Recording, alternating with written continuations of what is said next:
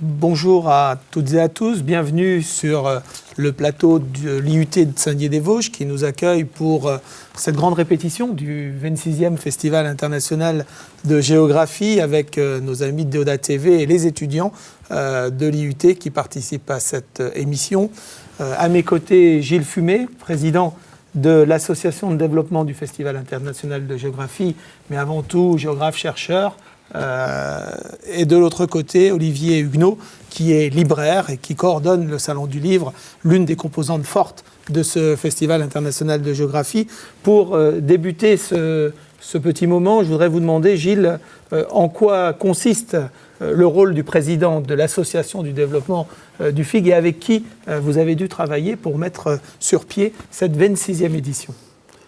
Voilà, merci. Alors notre rôle, c'est très simple, c'est de coordonner en quelque sorte un projet qui a été défini par une équipe constituée donc d'abord du maire de la ville, M. David Valence, dont je rappelle qu'il est quand même agrégé d'histoire et qu'il est pour un quart de sa personnalité scientifique géographe. C'est assez rare en France pour le signaler. Christian Piret, qui est à l'origine de ce festival créé donc il y a 26 ans. Passionné de géographie, et quelqu'un d'extrêmement curieux. Et puis donc deux directeurs scientifiques, Philippe Pétier qui était un spécialiste du Japon, d'Élisée Reclus, d'anarchisme, donc un géographe de l'anarchisme, et puis d'un autre côté, donc Béatrice Collignon qui elle est une spécialiste des Inuits, qui a appris la langue inuite, qui connaît les Inuits comme vous connaissez les myrtilles sur les ballons des Vosges. Voilà, donc on a fait une équipe avec des géographes qu'on a sollicités dans toute la France pour essayer de répondre à cette question de savoir finalement comment on construit son espace et si l'imaginaire n'est pas le principal ressort de notre lecture du monde. Voilà, justement, le thème de cette édition, de cette 26e édition, ce sont les territoires de l'imaginaire, utopie, représentation, perspective.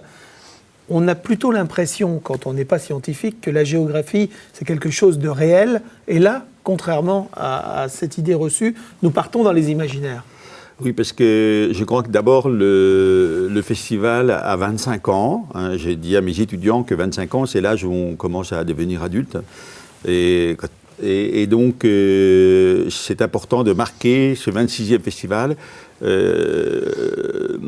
comme une vraie réflexion sur la manière dont nous travaillons géographes à fabriquer de la géographie, des raisonnements pour essayer de comprendre ce qui se passe sur la planète aujourd'hui, mais surtout de le faire, comme on a essayé de faire cette année, de le faire en relation avec les festivaliers qui vont venir à Saint-Dié et qui vont eux-mêmes faire de la géographie. Et pour cela, nous aurons un outil un peu particulier qui va être l'Australie, qui est un pays essentiellement imaginaire pour 90% d'entre nous qui n'y ont pas été, mais qui en ont quand même une image et qui en rêvent éventuellement et qui, s'ils désirent y aller un jour, eh bien, devront construire cet imaginaire avant de l'affronter physiquement.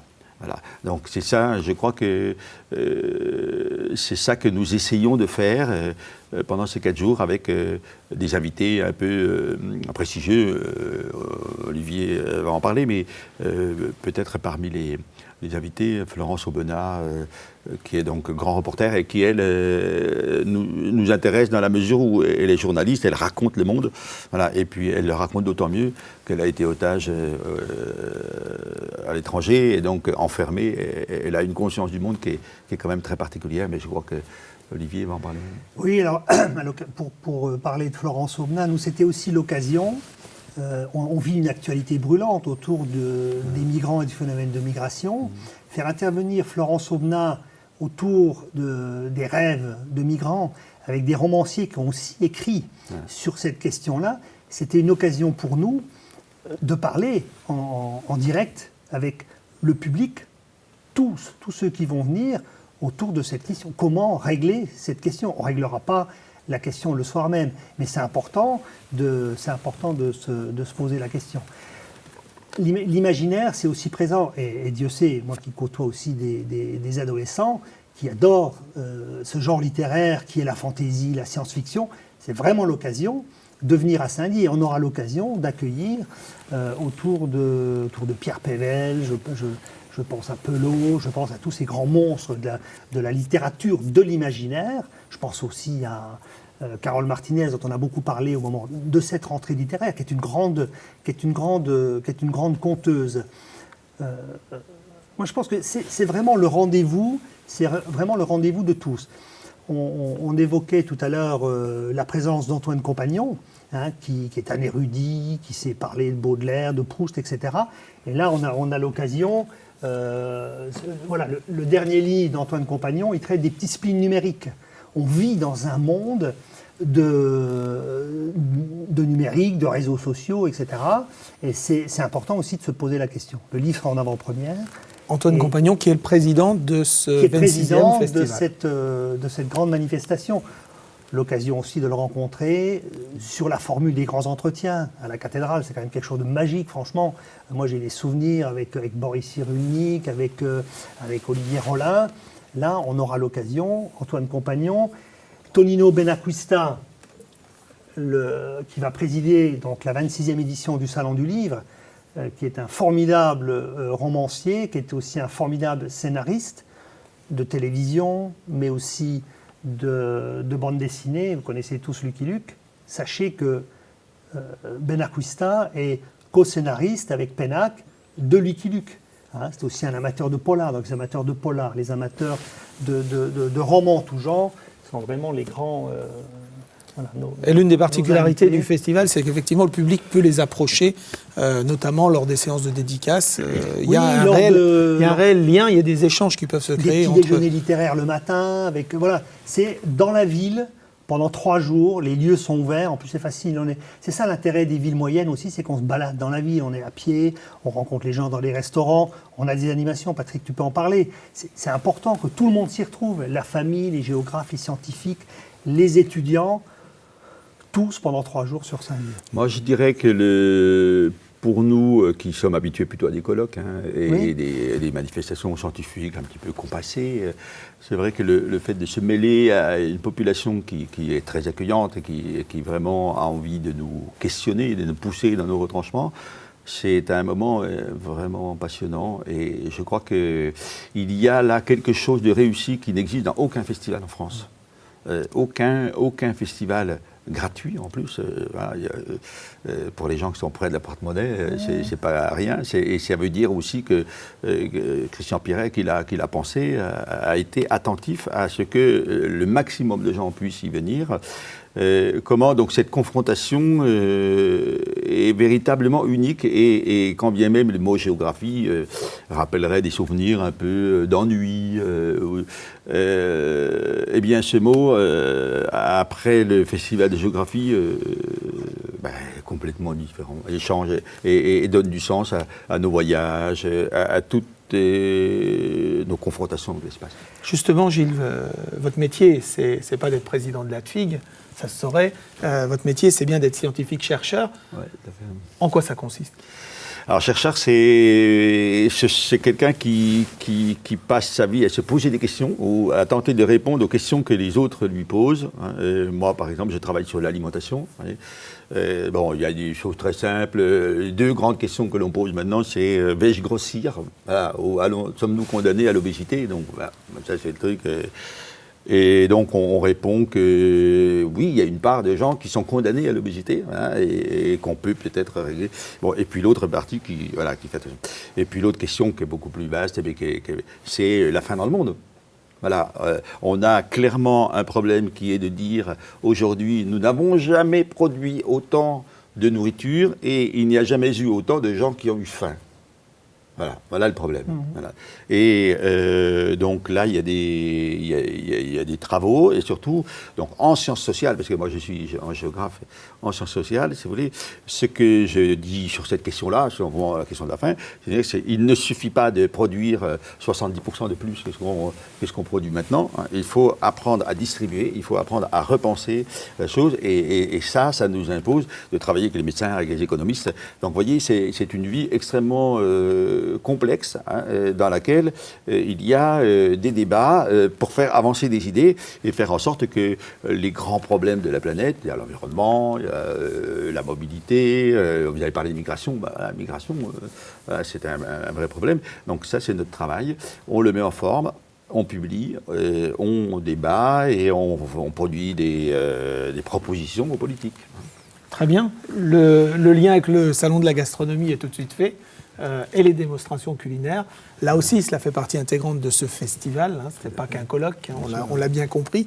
Et donc, ça attire les familles, ça attire un public très varié qui, à travers le festival, à travers le Salon de la gastronomie, à travers les démonstrations culinaires, eh bien, peuvent prendre goût, sans jeu de mots, à une conférence qui les intéresserait ou à une table ronde. Et ainsi de suite, les échanges peuvent se faire. On parlait d'animation tout à l'heure. Eh bien, effectivement, ce sera la fête à Saint-Dié-des-Vosges tout au long de ce week-end de 3 jours, avec bien sûr des groupes musicaux, avec le kangourou fétiche qui naviguera, on va dire, dans la ville, avec un certain nombre de points de rencontre où les choses pourront se faire dans de bonnes conditions.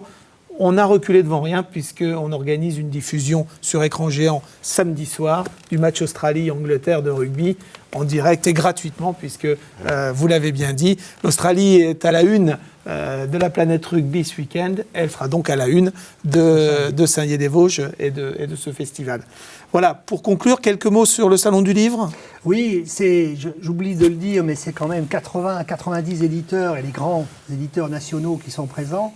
Pour les adultes, de la littérature de voyage, les scientifiques, mais aussi un espace jeunesse toujours plus performant avec des illustrateurs, des illustratrices, des conteurs. On a même, j'y pense, des Audaciens, Pascal Parisot, qui nous fera un concert en live le samedi après-midi sur le secteur jeunesse. Voilà, il y en a pour tout le monde, plus de 110 auteurs répartis le vendredi, le samedi, dimanche, dans la ville, sur le salon. Je retiens les géographes quand ils viennent à Saint-Denis, ils disent le salon du livre, c'est un peu notre côté récréatif. On va aux conférences, on se détend, et puis on va aussi au salon de la gastronomie. Je pense que vraiment, on a ces 3 parties qui sont complètement liées. Oui, mais il y a la rue, il y a cette année, il y aura des ateliers, voilà. Et puis l'Australie nous a permis, grâce à votre équipe, avec laquelle avec qui vous travaillez, avec laquelle j'ai travaillé cette année, qui est tout à fait exceptionnelle, la présence de cet animal, qui est le kangourou, mais qui est une vraie question pour nous, en dehors de l'endémisme qui a permis à cet animal de se reproduire et de n'exister qu'en Australie. Comment la confrontation avec l'animal va se faire, et qu'est-ce que ça nous dit de l'étrangeté de l'Australie et de notre rapport au monde. Je crois que c'est... Et en ce sens, vraiment ce festival, en tout cas pour nous géographes qui allons à beaucoup de festivals, qui voyageons beaucoup, c'est vraiment pour nous l'un des meilleurs au monde. Mais écoutez, c'est très bien. Juste un petit mot sur le nouveau chapiteau du pays invité, puisque sur la place, sur le parc Jean-Mansuy, nous pourrons cette année découvrir l'Australie en long, en large et en travers, avec de nombreuses photos, de nombreuses images, avec des stands de spécialités, y compris des spécialités gastronomiques concernant donc la gastronomie. Donc ce sera aussi un point d'ancrage et un rendez-vous à ne pas manquer. Effectivement, je suis très heureux de pouvoir animer sur ce festival une équipe d'organisation qui, à l'année, s'investit sans compter. Je pense à nos assistantes, je pense à mon directeur adjoint, je pense à mon chargé de mission, qui n'ont pas lésiné, on va dire, sur des nouveautés, sur de l'innovation et sur du travail. C'est pour ça qu'on sera très heureux de vous accueillir tout au long de ces 3 jours à Saint-Dié-des-Vosges. N'hésitez pas, vous serez enchantés, si vous n'êtes jamais revenu au festival, vous serez enchantés d'y être revenu. Et en règle générale, on a à peu près la moitié de nos visiteurs qui reviennent l'année suivante. Donc, bienvenue à Saint-Dié-des-Vosges. Merci Olivier, merci Gilles. Excellent week-end à tous.